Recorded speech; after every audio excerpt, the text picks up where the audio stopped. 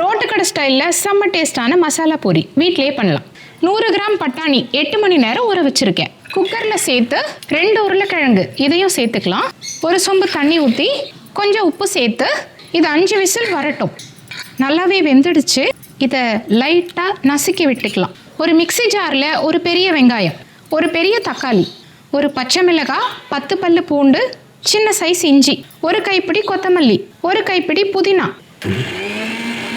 நல்லா சாஃப்டாக அரைச்சிக்கலாம்.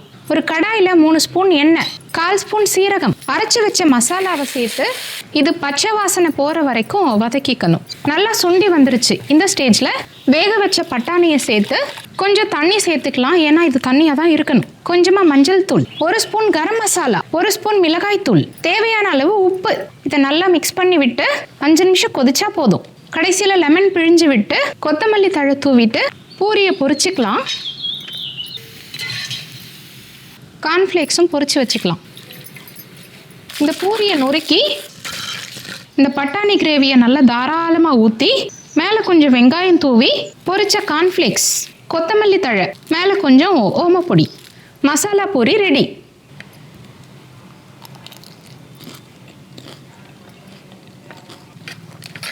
செமையாக இருக்கு.